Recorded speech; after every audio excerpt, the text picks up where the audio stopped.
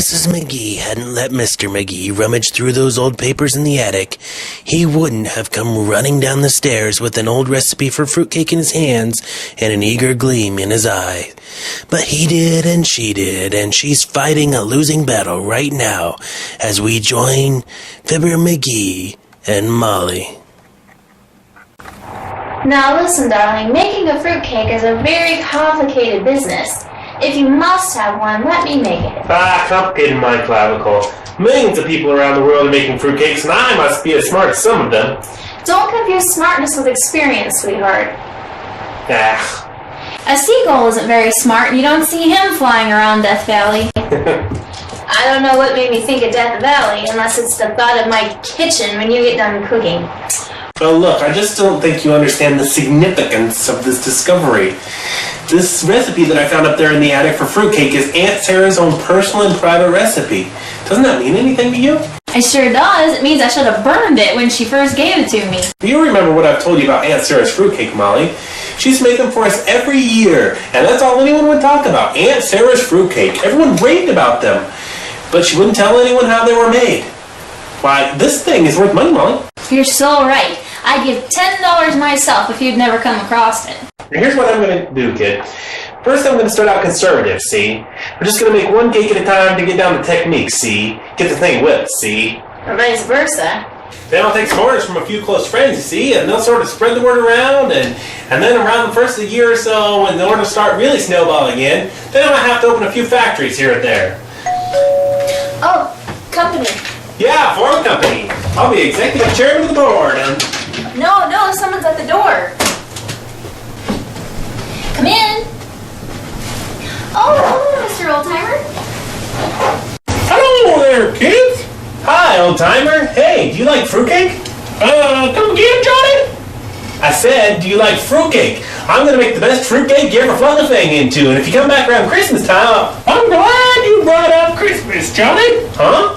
The reason I stopped in was to tell you kids not to go and spend a whole lot of money on me for Christmas this year, like you didn't do last year either. Well, we're not going to be spending a whole lot for Christmas this year, old-timer. Personally, I think Christmas is more for the kids, myself. It sure is. And we love it, don't we, kids? I never will forget Christmas when I was little. Yeah? We used to go to the woods and cut our own trees. Lived in the country, did ya? No, Pittsburgh. The woods live right next door. They had a big place with a lot of Elmer Greens in the yard.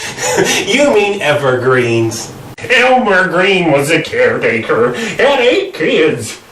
Ooh, he used to say he wished for Christmas some year his wife would just get him a good bird dog. I bet you always had fun around Christmas time at your place, old-timer. I suppose you always had mistletoe at your house. Mistletoe? I don't remember ever having mistletoe, daughter. I did have a bad kid's athlete's foot once. No, she means the thing you put up to kiss a girl under, old-timer. Oh, a parasol! Sure, skip it. I never will forget the time we didn't have a Christmas tree, though. Yeah? Mama still pop up in the corner, and us kids hung ornaments on him. On your father? Yeah, Mama said it was a shame to let him go to waste when he was all lit up anyway. Shoot! Well, I gotta get downtown, kids. I gotta ask old Santa Claus for an air rifle. An air rifle? You ought to get a lot of use out of that, old-timer, since you're always shooting the breeze anyhow. Shoot! That's pretty good, Johnny, but that ain't the way I heard it. The way I heard it, one feller says to the other feller, "Hey, Ted," he says, "I hear it's about 6 Republican candidates have thrown their hat into the ring." "Is that so?"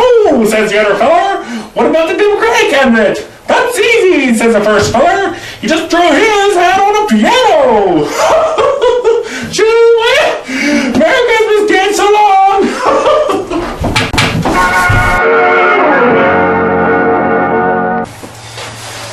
My gosh, am I glad to be rid of him. I've got work to do. I've got to give this recipe a once-over and get started here.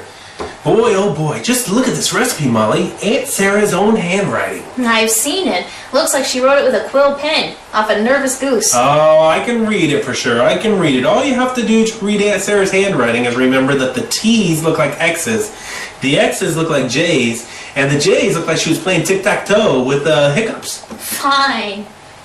Alright, well, let's see. Once we get the things on this list, the flour, the sugar, the fruit, and all the other ingredients on that list. Ingredients, dear. When they're all in there, we can get greedy. Hand me the phone there, will you, please? Here you are. Thank you. Hello, delivery market? McGee here. Send me over a pound of citron, a pound of orange peel, a pound of lemon peel, a pound of cherries, a pound of walnuts, a pound of pecans, a pound of cinnamon, a pound of nutmeg, a pound of allspice, a pound of lard. And here's the cherries and the syrup. Well, congratulations, bud. This is the first time you guys have brought a whole order here without having to make 6 trips. I got this all packed myself, all the way over here. Hey, your voice sounds very familiar. Didn't you used to work at the finance company? Well, that's where I work right now. Well, gee whiz, what are you doing delivering groceries? We repoed the grocery store. Oh. Well, and it helps kind of hard to get to. They all seem to want the same thing. What's that? Money. Well, so you took over the store then, huh? Do you ever miss the finance company? Sometimes I do, because it gets pretty lonely when I walk through the veggie aisle, seeing all those deadbeats laying there. So are you gonna pay for the groceries now? Nah, just charge it to my account. Oh, that's what I figured.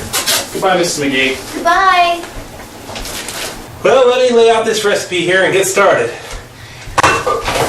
Boy, what a fruitcake I'm gonna make. Aunt Sarah's fruitcakes have always been the talk of the town, and I'm gonna stick to this fruitcake like bubble gum to a ballet slipper. Well, before you start, let me take one last loving look at my nice, clean kitchen. It may never look this way again. Let's see here. The recipe says take a large mixing bowl and break. McGee, my nice mixing bowl! Well, the recipe says take a mixing bowl and break... Oh, it says take a mixing bowl and break 5 eggs into it.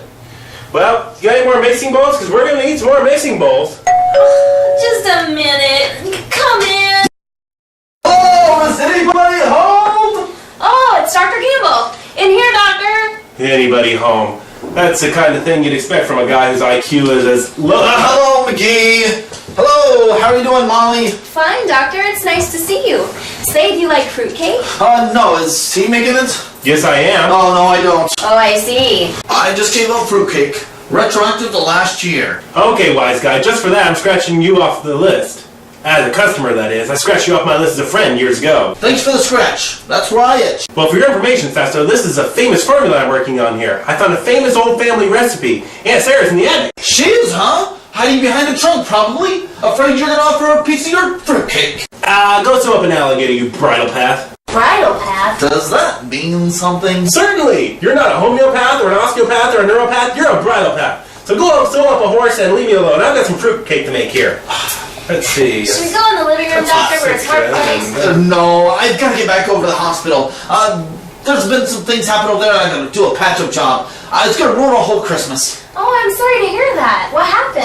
One of our clumsy interns fell down 3 flights of stairs with one of our brand new $100 Christmas trees. The nurse said he just about ruined it. Heavenly days. What did it do to the intern? Great Scott! I never thought about that.